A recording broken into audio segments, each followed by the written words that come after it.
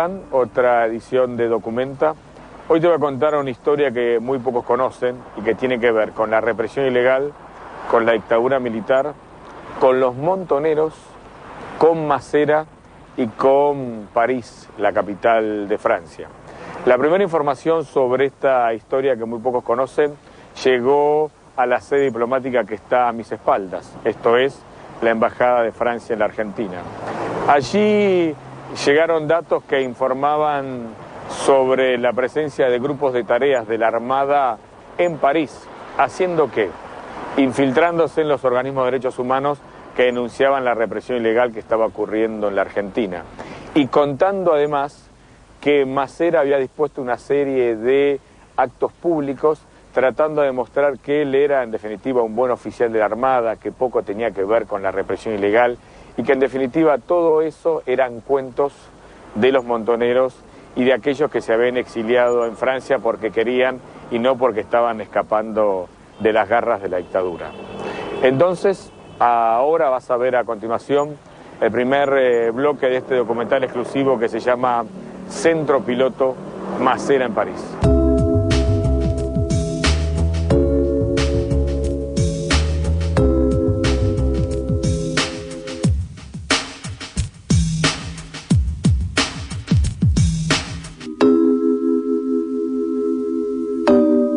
El secuestro y asesinato de la diplomática Helena Holmberg, ocurridos en diciembre de 1978, fueron hechos clave que permitieron desentrañar dos misterios bien guardados.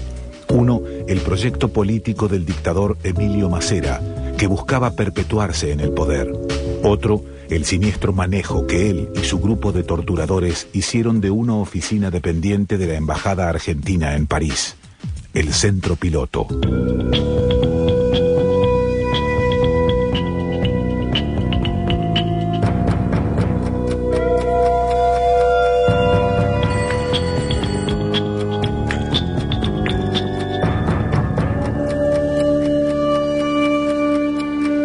El 30 de junio de 1977, mediante el decreto 1871, firmado por el canciller almirante Oscar Montes, el ministro de Economía José Alfredo Martínez de Hoz y el presidente de facto Jorge Rafael Videla, se creó el Centro de Difusión Argentino en París.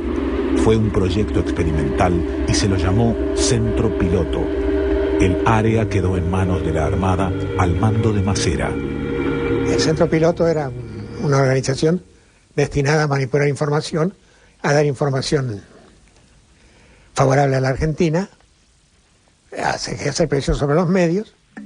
En un primer momento, al frente del Centro Piloto, estuvo el responsable de la Embajada Argentina en Francia desde julio de 1976, Tomás de Anchorena, un íntimo amigo de Videla.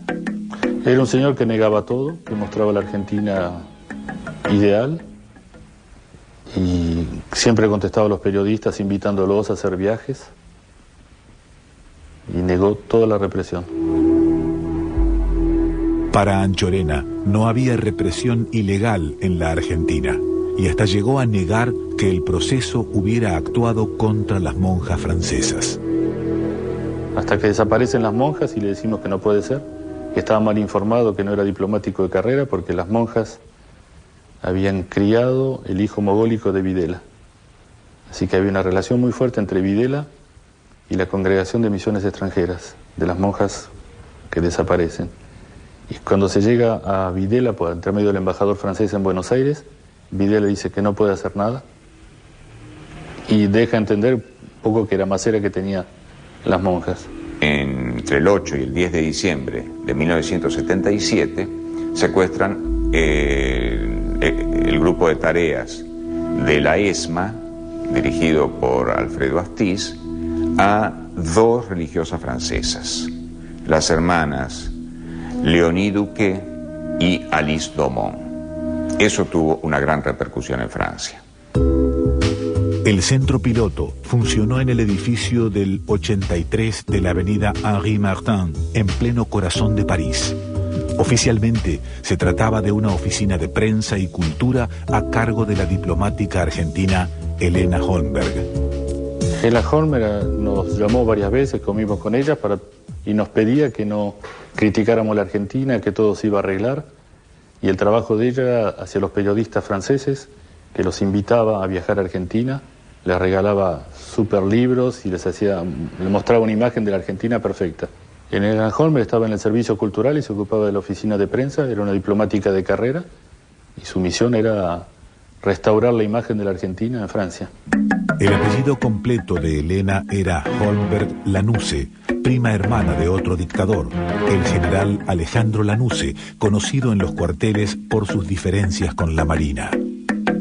Elena Holmberg era se ocupaba de hacer copias de diarios, de hacer ficheros, es una empleada administrativa o diplomática. Se ocupaba de la cultura, se ocupaba de hacer vinculaciones. Pero lo que pasa es que Elena Holmberg venía del lanusismo. Y todo lo que venía del lanusismo estaba condenado. Es el enfrentamiento entre la Marina, mandada por Masera, y la parte del ejército que no lo quería, que no lo quería Masera. Con la dictadura militar instalada en la Argentina, la llegada de exiliados a Europa y el desembarco de Masera en París, en la capital francesa comenzaron a funcionar varios centros de denuncia de violaciones a los derechos humanos. La dictature, représentature et assassine, boycott régime en Argentine. La dictature, représentature et assassine, boycott régime en Argentine. Cuando vuelvo a París a principios de junio de 76, bueno, empiezo con otros compañeros a decir a la prensa hay que hablar de lo que pasa en la Argentina, que es terrible. Yo vivo en Francia desde el año 70 y fui a pasar un año de vacaciones a Argentina, donde desgraciadamente conocí lo que era la tortura y mi hermano desaparece y después reaparece en la Marina y estuvo 7 años preso. Al volver a Francia, a mediados del 76, nos reunimos los parientes de los detenidos y desaparecidos y creamos una asociación de defensa para poder trabajar todos juntos y hacer presión entre el Ministerio de Relaciones Exteriores y los diplomáticos argentinos. Fue así como se formaron los primeros comités de solidaridad. Y sin duda comenzó la alarma de la dictadura militar, cuando advirtió que lo que ocurría en la Argentina era conocido en el exterior, era difundido a través de medios de prensa y llegaba incluso hasta las Naciones Unidas. Desde el centro piloto, la Junta Militar salió al cruce contra las denuncias de los organismos de derechos humanos. A Masera le interesaban la Torre Eiffel, el Arco del Triunfo o las orillas del Sena, pero pretendía dejar atrás su rol de dictador y esta supuesta sede diplomática en Francia le resultó el mejor de los paisajes. El proyecto de Masera era ser presidente, digamos, ser el líder de un nuevo movimiento, partido político de tipo populista, fascistoide, donde pensaba reunir, reunió en un momento dado, más allá de que haya sido sincero o no la adhesión, a una serie de empresarios, algunos sindicalistas fachosos, peronistas. Se empezó a despegar progresivamente de la Junta, tanto a llegar a tener enfrentamientos muy serios con el ejército. Porque él proponía, y ya primero secretamente y después públicamente, proponía dar por terminada la lucha cruenta, como decía, contra la subversión y abrir una etapa más democrática y publicar las listas de desaparecidos. Masera había empezado a utilizar a los detenidos dentro de la ESMA. Los llamó recuperados y los hacía trabajar en una dependencia dentro del centro clandestino, conocida como Pecera. A mí me detienen un 15, me secuestran, digamos, un 15 de junio del 77, en el barrio de Parque Chacabuco. Yo tenía una cita que estaba cantada y cuando voy a la cita ahí en una de las callecitas del barrio, yo caminaba por la calle, me dan la voz de alto, varios tipos, yo salgo corriendo, me tiran, me hieren en la pierna y me caigo, me agarran, no me llegan.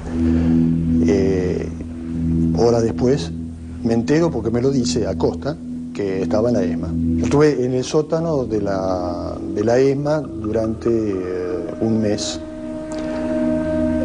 hasta el 15 exactamente un mes, el 15 de julio, que secuestraron y matan a mi mujer, la madre de mis 2 chicos, ¿no? Estuve en capucha, me bajaban para interrogarme, bueno.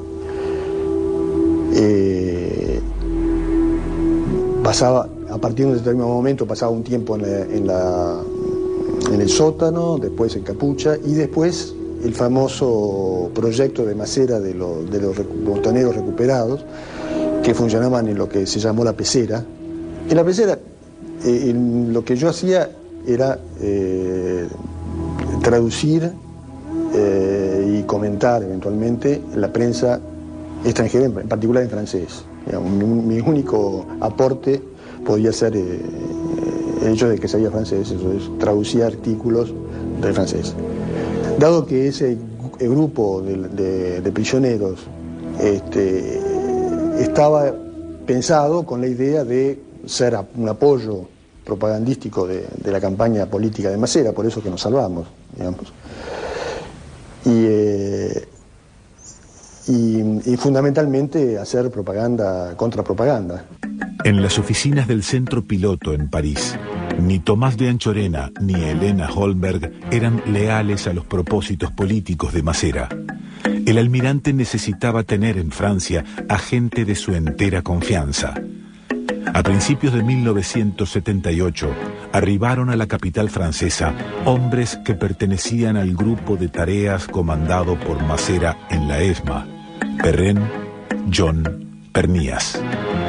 El que fue el primer responsable del Centro Piloto fue John, ¿no? John, sí.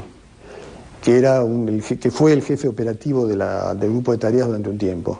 Entonces después lo mandaron a París, y bueno, eso se sabía porque se decía que había una manera siempre de enterarse de ciertas cosas, digamos, ¿no? Y después fue Perrin, eso lo supe porque Perrin después fue el oficial que era el responsable mío en la ESMA. Y después de Perrin fue Pernías. Como la presión de las denuncias continuaba, sus leales comenzaron a infiltrarse en los organismos de derechos humanos. Pero Masera necesitaba más y decidió viajar a Francia para entrevistarse con el presidente Valéry Giscard d'Estaing y tomar las riendas de su Centro Piloto. Y Masera fue por intermediario de un diputado, un agente de él, que nos vino a ver para conseguir la cita con el presidente Giscard d'Estaing, diciendo que él hacía una gira antes de terminar el comando en jefe y retirarse de la Junta, y quería ver al presidente francés, que le iba a servir eso como imagen de marca para su campaña electoral. Y en la negociación nos propusieron 4 franceses, o sea, 4 detenidos los liberaban si conseguíamos esa cita. Y fuimos a la Casa de Gobierno, insistimos, nos contestaron que sí, transmitimos a Buenos Aires. Masera fue recibido por la puerta trasera, o sea que sin ninguna ceremonia, sin uniforme, sin comunicado de prensa, y a las pocas semanas aparecieron los 4 franceses. De lo que sé, Giscard lo recibió la primera vez a las 5 de la tarde, haciéndolo entrar por una puerta trasera del Palacio del Liceo, de la Casa Rosada francesa, y fue una entrevista discreta.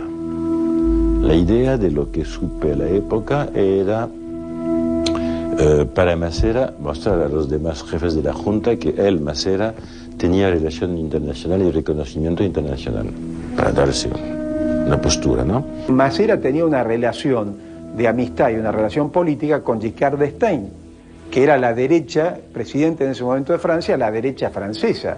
Tenía una relación personal, a punto tal que Masera va a París y le entrega a Giscard d'Estaing direcciones con compañeros nuestros que habían caído, que habían estado chupados en la Escuela Mecánica de la Armada, y que los libera en Francia y le dice: ve, los desaparecidos en realidad son prófugos de los propios montoneros.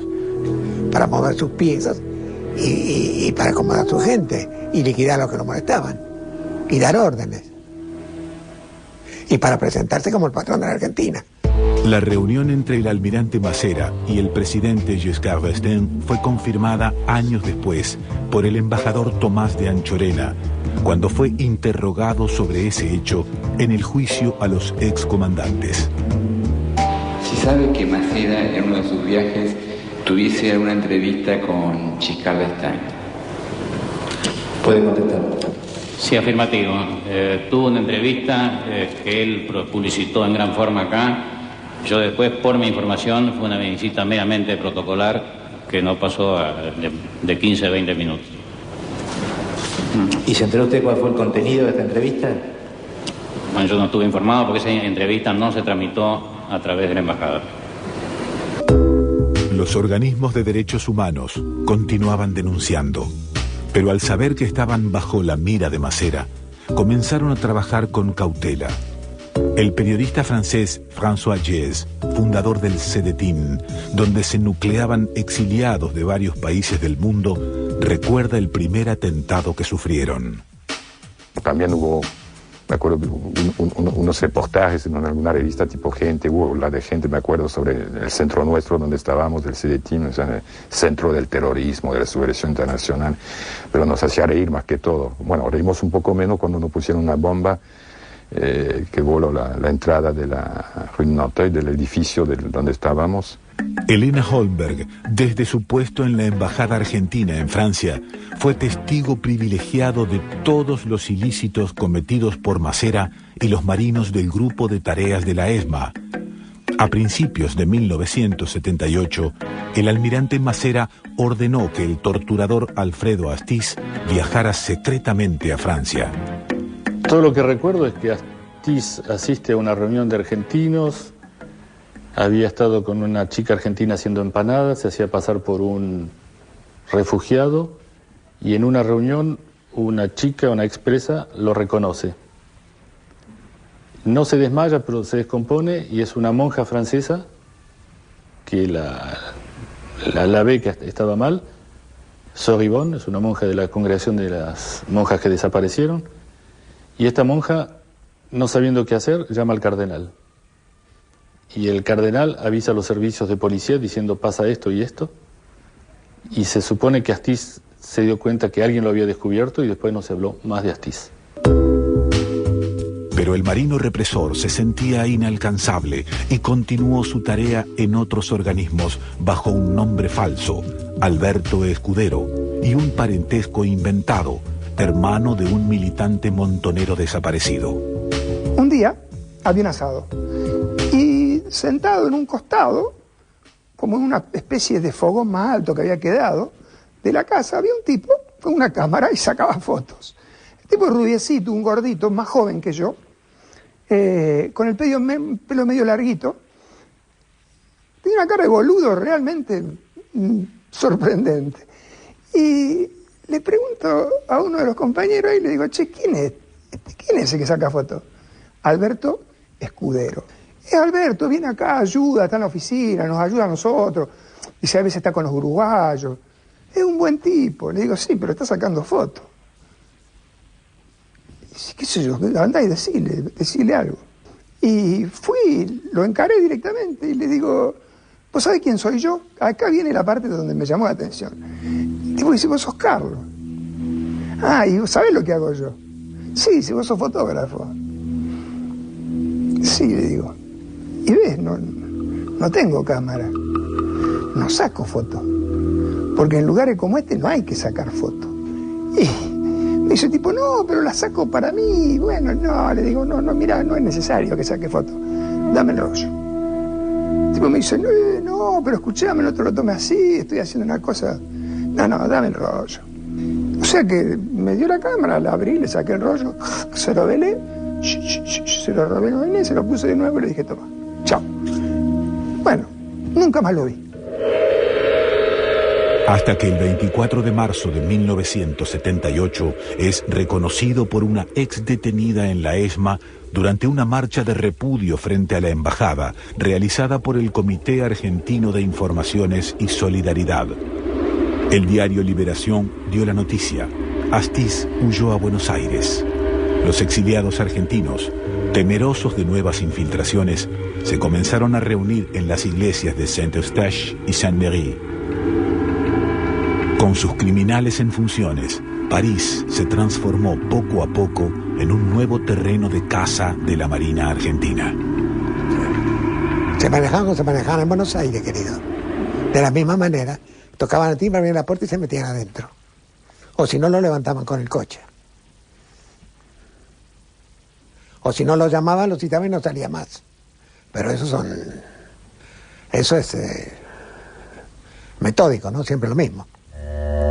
Masera se adueñó de la embajada argentina en Francia y puso en práctica el centro piloto. Ordenó vigilar a los exiliados argentinos, infiltrarse en los organismos defensores de los derechos humanos y llevar adelante su política represiva en Europa. Tenía un solo objetivo: ser presidente. Y la diplomática Helena Holmberg era una molestia para sus delirios de grandeza.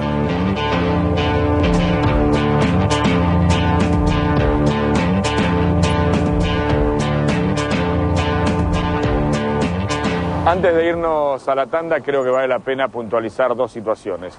En primer lugar, a Videla nunca le importó que Masera abriera un centro piloto en París para hacer jugar su influencia y difundir su perfil político en Europa. Primer tema puntual. Segundo, vinculado al primero, Videla recién se interesa en el centro piloto París y lo que está pasando allí cuando Helena Holmberg, que era su amiga, denuncia precisamente lo que la Armada está haciendo en la capital francesa. A partir de ese punto se desenvuelve una tragedia que ocupa mucho tiempo el poder y que en definitiva pone al descubierto una trama que muy pocos realmente pensaban que existía de verdad. Pero eso te lo cuento luego de la tanda. Ya venimos. Empezamos el segundo bloque de Documenta de hoy. Estamos poniendo al aire un trabajo exclusivo que tiene que ver con el centro piloto y Masera en París. Hasta ahora lo que viste fue el papel que cumplió al principio de la dictadura militar el centro piloto en la capital francesa.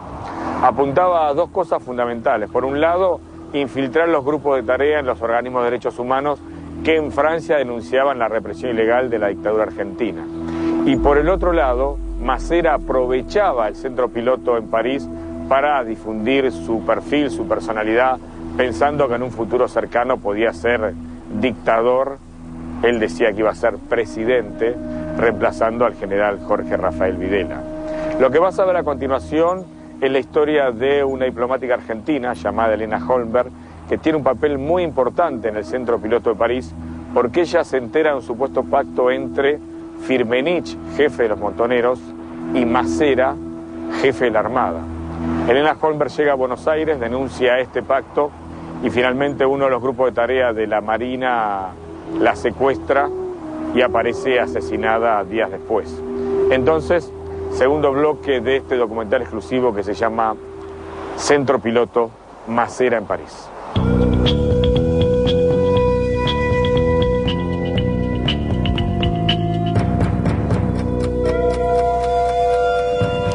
En este centro piloto París, ¿desempeñaron funciones algunos oficiales de la Armada Argentina?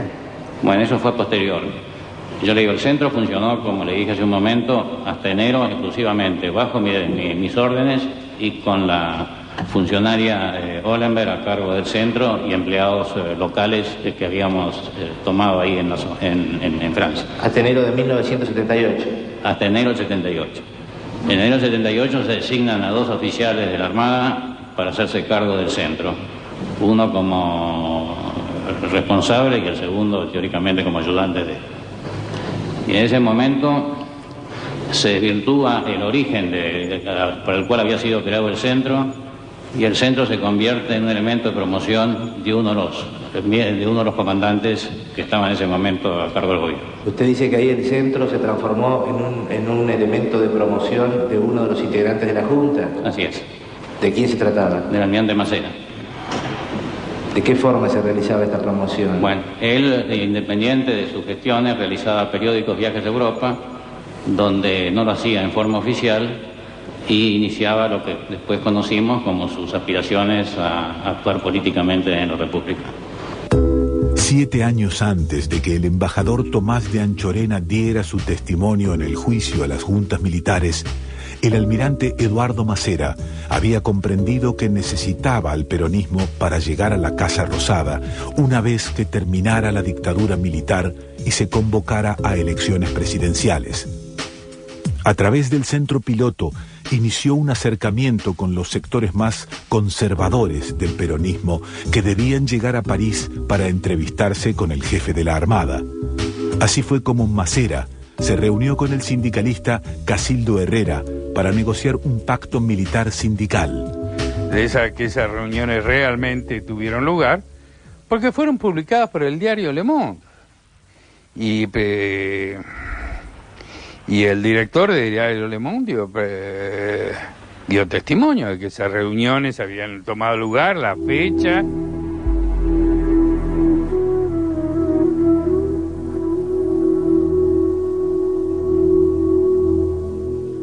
El Mundial de Fútbol en la Argentina estaba por comenzar. La dictadura temía un ataque de las organizaciones armadas. Macera convenció a Videla y a Agosti de que eso no sucedería, pero no les informó que pactaría una tregua con alguno de los miembros de la cúpula de Montoneros. O sea, nadie iba a preguntar, acá funciona un centro piloto, pero sabíamos que desde ahí se generaban las campañas en favor de la Copa, los avisos que salían publicados en los diarios, porque el gobierno argentino publicaba avisos en los diarios, o sea, sobre la Copa y denunciando, haciendo una contrainformación de lo que nosotros decíamos. Y ellos mandaban el logo, mandaban la gente, con los jugadores de fútbol, todo riéndose, happiness. Y eso se publicaba en los diarios europeos, pero pago. Y nosotros sabíamos que salía de ahí. Esa oficina manejaba evidentemente mucha guita. Al día siguiente del encuentro Macera-Montoneros, un diario francés publicó: una reunión secreta entre un miembro de la Junta Militar Argentina y peronistas de izquierda tuvo lugar el domingo 9 de abril en un hotel parisino. Unos días más tarde, Videla recibió en Buenos Aires un dossier secreto ampliando la información sobre la entrevista. Lo había escrito su diplomática de confianza, Elena Holmberg. Ya en Democracia, durante el juicio a las juntas, Gregorio Dupont, amigo de Elena Holmberg, relató lo que la diplomática le había contado. En el momento de la conversación, porque ya estaba hablando del centro piloto, lo que estaba ocurriendo ahí, yo le pregunto si es verdad lo que había visto en el diario Le Monde, lo que había sido publicado sobre una reunión de Macera con los Montoneros y con Firmenich. Y ella me dijo, no solo es verdad, sino que se les entregó una suma, 1.200.000, 1.300.000, no recuerdo bien, una suma superior al $1.000.000. Y me dijo que lo podía probar. Bueno, ella tenía conocimiento porque se gira de Buenos Aires y ella, por su cargo de secretaria de prensa, ya tenía acceso a las cuentas.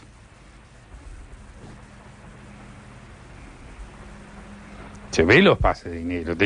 El centro piloto tenía un presupuesto muy, muy grande, le habían dado. Y ella tenía acceso a los informes de los bancos, ¿no? Sin embargo, el ex montonero Fernando Vaca Narvaja tiene otra versión de los hechos. Trataron de embardunarnos, de embarrarnos a nosotros en esas reuniones. Está el tema famoso, del cual yo soy testigo de cargo, de que los montoneros le dan a Macera $1 millón. En realidad, cuando a mí me hacen la emboscada en 1977, que me canta un compañero que es Antonio Langarica, él tenía en Suiza $1,5 millones, que era una operación de pertrechos de aprovisionamiento que nosotros hacíamos en Argentina. Cuando él cae, él negocia su vida a cambio, entre otras cosas, de ese dinero. Ese 1,5 millones se lo queda el grupo de tarea de la Escuela Mecánica de la Armada y va a producir un enfrentamiento entre servicios de la Marina y el Ejército por ese dinero, porque aparentemente Masera no declara ese dinero y lo usa para su proyecto político, ¿no?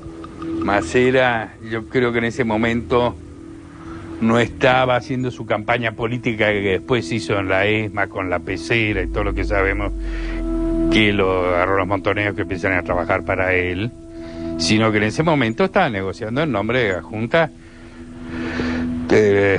lo que se llamó la tregua del Mundial de Fútbol, ¿no? Que se pudiese realizar en 1978 un Mundial de Fútbol acá. O sea, repito, yo creo, un tiro, una granada, se suspendía todo. Yo ya era parte de la conducción, así que ahí me puedo comprometer en lo que digo. Nunca jamás hubo ninguna reunión con ningún miembro de la Junta Militar. Sí hubo gestiones ante el Vaticano y ante dirigentes políticos para establecer treguas respecto al tema de los prisioneros y respecto al tema político, buscando una salida democrática en la Argentina. Son dos cosas absolutamente distintas. Sí, la cúpula montonera estaba arreglada con los generales, el gobierno militar o no. Eso ya, la teoría de los dos demonios, ya es una cosa que se ha especulado mucho. Pero evidentemente la alta cúpula de montoneros no vino acá, ni hizo nada. De la contraofensiva que sabemos, ellos por acá no aparecieron. Las versiones entre Dupont y Vaca Narvaja son contradictorias. Lo cierto es que el Campeonato Mundial de Fútbol pasó sin demasiados enfrentamientos armados. La tregua pactada había dado resultado. Sin embargo, para los organismos de derechos humanos, el campeonato fue visto como una oportunidad para confirmar sus denuncias. Y bueno, a nosotros el pequeño comité de 15 personas que militábamos desde 2 años, nos pareció imposible de aceptar esa idea de que, bueno, se iba a jugar fútbol al lado de la ESMA, al lado del centro de torturas, etc. Y de ahí la idea del boicot que surgió a fines del 77 ya, en esa idea de que, bueno, la presencia de ese mundial en la capital de un país gobierno por una dictadura, para ellos era un símbolo justamente de hacia dónde puede llegar el deporte. En Argentine, la dictature, représente torture et assassine, boycott de régimen en Argentine. Masera sabía que Elena Holmberg le había informado a Videla sobre las reuniones secretas y decidió apartarla del centro piloto en París. Elena Holmberg, resentida, atacó a Masera. En un cóctel en la embajada argentina en Francia, la diplomática le preguntó a la esposa del almirante, Delia Vieira, si el anillo que llevaba se lo había regalado Firmenich. La ironía sobre esa alianza selló su destino. Holmberg recibió la orden de finalización de sus funciones en Francia y su traslado a Buenos Aires. El 18 de diciembre de 1978 se encontró con su amigo Gregorio. En la esquina frente a la embajada de Francia, yo venía caminando por Cerrito, el jefe de homicidios en ese momento, el comisario Corgo, me dijo, nunca camines dando la espalda al tráfico, por la vereda siempre mirando el tráfico. En fin, bastante útil me fue y cuando vi que frente al jockey estaba un Falcon parado con las puertas abiertas, que mi bien me ve, arranca para donde yo estoy, me metí en una casa y saco de una pistola, y empezaron a gritar que estaba armado y no sé qué pasó, después el coche se fue. Yo me quedé un rato largo, la verdad muerto de miedo, y adentro después salí con la pistola en la mano, crucé al Jockey Club y entré, ¿no? La guerra de Malvinas puso fin al sueño militar de perpetuarse en el poder. El centro piloto de París debía desmontarse para que no quedaran pruebas que incriminaran aún más a sus ocupantes. El 23 de septiembre de 1983, días antes de abandonar el poder para siempre, el último dictador, Reinaldo Vignone, firmó el decreto 2363, que ordenaba desmontar las oficinas en Francia. Los hechos de corrupción, los secuestros y los crímenes que allí se cometieron fueron cubiertos por un manto de oscuridad y misterio. Los asesinos de Helena Holmberg jamás fueron hallados. Lejos de convertirse en presidente y despojado de su poder en la ESMA, en 1985 Masera solo alcanzaba a defenderse ante los tribunales federales. Cuando el enemigo se dio cuenta de que empezaba a perder la guerra de las armas, montó un espectacular movimiento al amparo inobjetable del sagrado tema de los derechos humanos. Condenando al almirante Emilio Eduardo Masera a la pena de prisión perpetua, inhabilitación absoluta perpetua.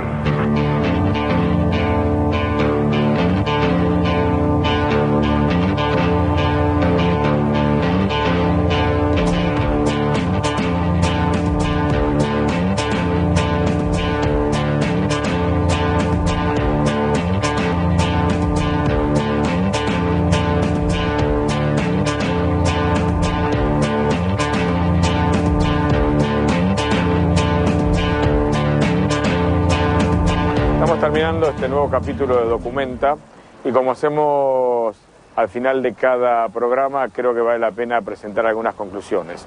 La primera es básica. Si Helena Holmberg, esta diplomática argentina que denunció el presunto pacto entre Firmenich y Masera, no hubiera sido familiar de Lanuse y amiga de Videla, ¿vos crees que alguien se hubiera preocupado por ella? Si en definitiva, cuando desapareció hacia fines de 1978, en la Argentina ya habían sido asesinados miles de personas. Vos pensás que el número final, por lo menos el número que tenemos hasta ahora, es de 30.000 desaparecidos. Pero claro, Helena Holmberg era familiar de Lanuse y amiga de Videla. Primera conclusión. Segundo tema que a mí me parece también muy importante. Vos podés explicar, o alguien mejor dicho puede explicar, por qué el centro piloto en París permaneció abierto hasta casi la llegada de la democracia, septiembre de 1983. Arrancó en 1977 y terminó de funcionar en septiembre de 1983.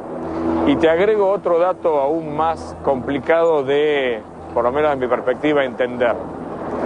El embajador que lo cerró en 1983, sabiendo de qué se trataba el centro piloto, aunque él públicamente dice que no, después trabajó para distintos gobiernos democráticos, el gobierno de Alfonsín, el gobierno de Menem, el gobierno de la Rúa y hasta el gobierno de Kirchner. Es Kirchner quien lo saca de carrera. Segunda pregunta básica que todavía hoy nadie puede contestar. Y por último, el gran interrogante. El pacto entre Masera y Firmenich, entre la Armada y los montoneros, ¿finalmente existió o fue un rumor que hizo propio la diplomática Helena Holmberg? Si me preguntás a mí hoy, yo creo que hay argumentos para ratificar que existió el pacto y evidencias para sostener que en definitiva fue una simple acción psicológica por parte de la Armada. En fin, preguntas que hoy nadie puede responder. Chao, hasta la semana que viene.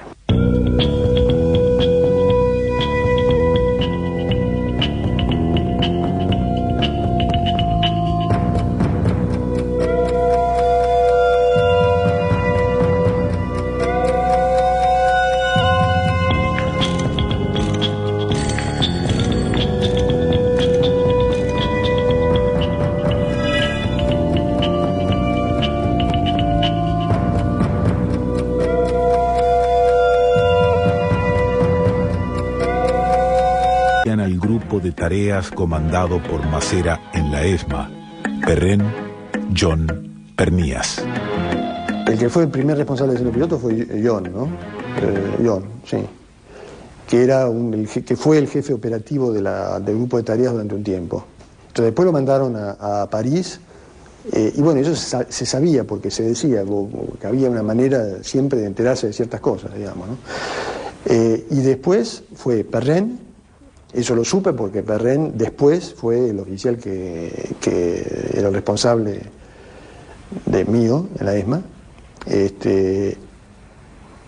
Y después de Perren fue Pernías. como la presión de las denuncias continuaba, sus leales comenzaron a infiltrarse en los organismos de derechos humanos. Pero Masera necesitaba más y decidió viajar a Francia para entrevistarse con el presidente Valéry Giscard d'Estaing y tomar las riendas de su centro piloto. Y Masera fue por intermediario de un diputado, un agente de él, que nos vino a ver para conseguir la cita con el presidente Giscard d'Estaing, diciendo que él hacía una gira antes de terminar el comando en jefe y retirarse de la Junta, y quería ver al presidente francés, que le iba a servir eso como imagen de marca para su campaña electoral. Y en la negociación nos propusieron 4 franceses, o sea, 4 detenidos los liberaban si conseguíamos esa cita. Y fuimos a la Casa de Gobierno, insistimos, nos contestaron que sí, transmitimos a Buenos Aires. Masera fue recibido por la puerta trasera, o sea que sin ninguna ceremonia, sin uniforme, sin comunicado de prensa, y a las pocas semanas aparecieron los 4 franceses. De lo que sé, Giscard lo recibió la primera vez a las 5 de la tarde, haciéndolo entrar por una puerta trasera del Palacio del Liceo, de la Casa Rosada francesa, y fue una entrevista discreta. La idea de lo que supe a la época era para Masera mostrar a los demás jefes de la Junta que él, Masera, tenía relación internacional y reconocimiento internacional, para darse una postura, ¿no? Masera tenía una relación de amistad y una relación política con Giscard d'Estaing, que era la derecha, presidente en ese momento de Francia, la derecha francesa. Tenía una relación personal, a punto tal que Masera va a París y le entrega a Giscard d'Estaing direcciones con compañeros nuestros que habían caído, que habían estado chupados en la Escuela Mecánica de la Armada, y que los libera en Francia y le dice: ve, los desaparecidos en realidad son prófugos de los propios montoneros. Para mover sus piezas y para acomodar a su gente y liquidar a los que lo molestaban y dar órdenes. De la Junta, tanto a llegar a tener enfrentamientos muy serios con el ejército. Porque él proponía, y ya primero secretamente y después públicamente, proponía dar por terminada la lucha cruenta, como decía, contra la subversión y abrir una etapa más democrática y publicar las listas de desaparecidos. Masera había empezado a utilizar a los detenidos dentro de la ESMA. Los llamó recuperados y los hacía trabajar en una dependencia dentro del centro clandestino, conocida como pecera. A mí me detienen me secuestran, digamos, un 15 de junio del 77, en el barrio de Parque Chacabuco. Yo tenía una cita que estaba cantada y cuando voy a la cita ahí, en una de las callecitas del barrio, yo caminaba por la calle, me dan la voz de alto, varios tipos, yo salgo corriendo, me tiran, me hieren en la pierna y me caigo, me agarran, me llegan. Horas después me entero, porque me lo dice Acosta, que estaba en la ESMA. Yo estuve en el sótano de la ESMA durante un mes, hasta el 15 exactamente un mes, el 15 de julio, que secuestraron y matan a mi mujer, la madre de mis 2 chicos. Estuve en capucha, me bajaban para interrogarme, bueno. Pasaba, a partir de un determinado momento, pasaba un tiempo en el sótano, después en capucha, y después el famoso proyecto de Masera de los montoneros recuperados, que funcionaban en lo que se llamó la pecera. En la pecera, lo que yo hacía era traducir y comentar eventualmente la prensa extranjera, en particular en francés. Digamos, mi único aporte podía ser el hecho de que sabía francés, eso es, traducía artículos del francés. Dado que ese grupo de prisioneros estaba pensado con la idea de ser un apoyo propagandístico de la campaña política de Masera, por eso que nos salvamos, digamos. Y fundamentalmente hacer propaganda, contrapropaganda. En las oficinas del Centro Piloto en París, ni Tomás de Anchorena ni Elena Holmberg eran leales a los propósitos políticos de Masera. El almirante necesitaba tener en Francia a gente de su entera confianza. A principios de 1978, arribaron a la capital francesa hombres que pertenecían... Administrativa o diplomática. Se ocupaba de la cultura, se ocupaba de hacer vinculaciones. Pero lo que pasa es que Elena Holmberg venía del lanusismo. Y todo lo que venía del lanusismo estaba condenado. Es el enfrentamiento entre la Marina, mandada por Masera, y la parte del ejército que no lo quería, que no lo quería Masera. Con la dictadura militar instalada en la Argentina, la llegada de exiliados a Europa y el desembarco de Masera en París, en la capital francesa comenzaron a funcionar varios centros de denuncia de violaciones a los derechos humanos.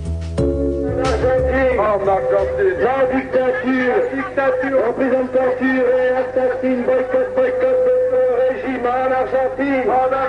La dictature, représentature et assassine, boycott, régime en Argentine. Cuando vuelvo a París a principios de junio de 76, bueno, empiezo con otros compañeros a decir a la prensa hay que hablar de lo que pasa en la Argentina, que es terrible.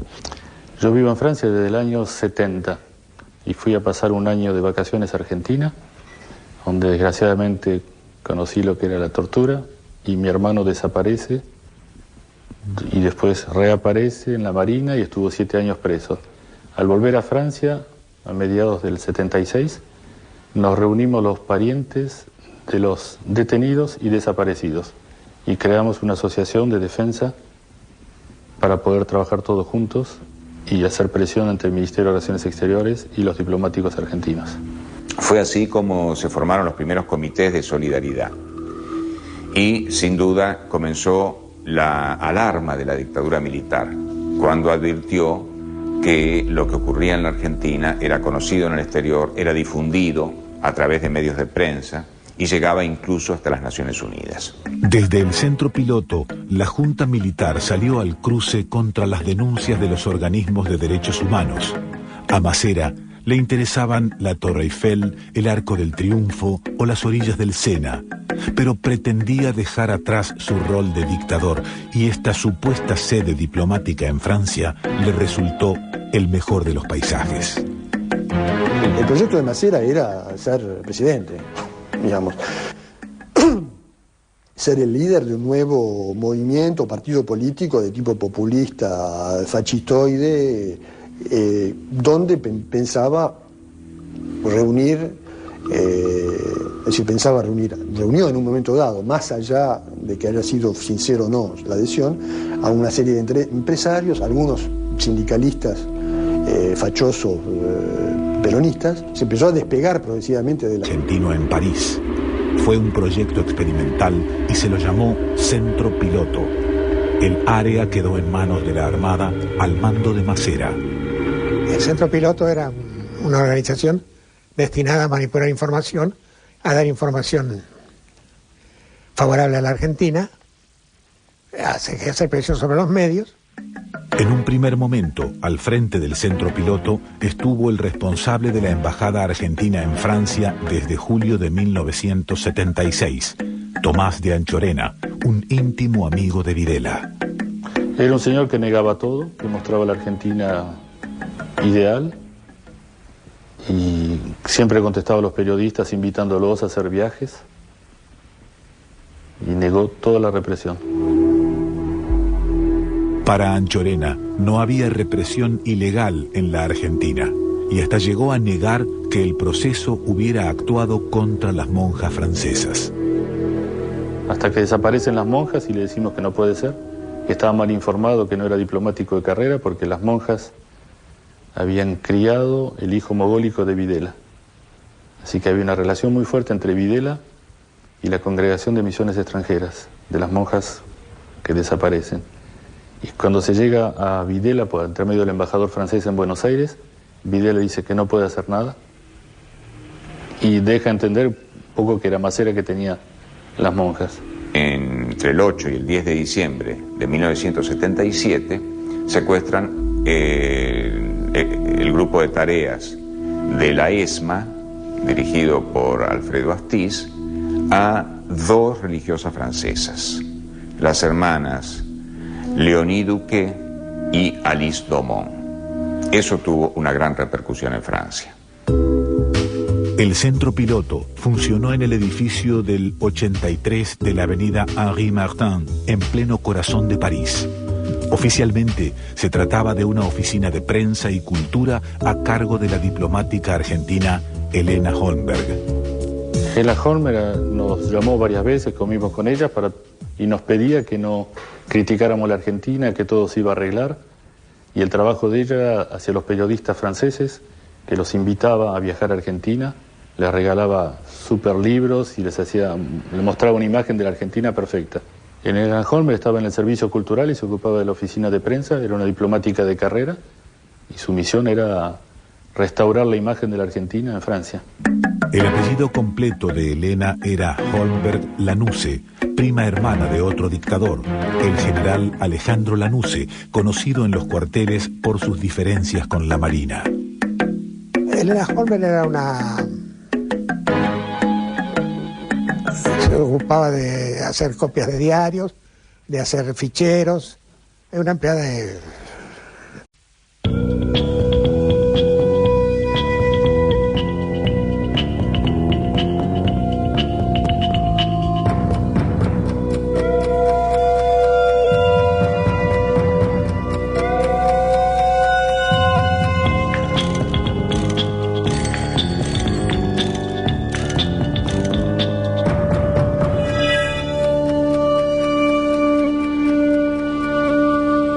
Hola, ¿cómo están? Otra edición de Documenta. Hoy te voy a contar una historia que muy pocos conocen y que tiene que ver con la represión ilegal, con la dictadura militar, con los montoneros, con Macera y con París, la capital de Francia. La primera información sobre esta historia que muy pocos conocen llegó a la sede diplomática que está a mis espaldas, esto es, la Embajada de Francia en la Argentina. Allí llegaron datos que informaban sobre la presencia de grupos de tareas de la Armada en París. ¿Haciendo qué? Infiltrándose en los organismos de derechos humanos que denunciaban la represión ilegal que estaba ocurriendo en la Argentina. Y contando además que Macera había dispuesto una serie de actos públicos tratando de demostrar que él era en definitiva un buen oficial de la Armada, que poco tenía que ver con la represión ilegal, y que en definitiva todo eso eran cuentos de los montoneros y de aquellos que se habían exiliado en Francia porque querían y no porque estaban escapando de las garras de la dictadura. Entonces, ahora vas a ver a continuación el primer bloque de este documental exclusivo que se llama Centro Piloto Macera en París.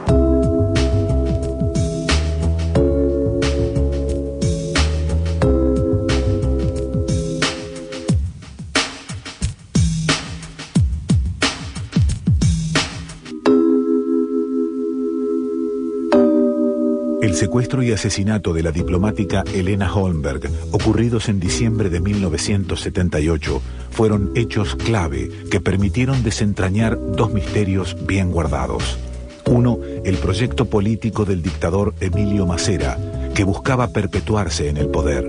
Otro, el siniestro manejo que él y su grupo de torturadores hicieron de una oficina dependiente de la Embajada Argentina en París, el Centro Piloto.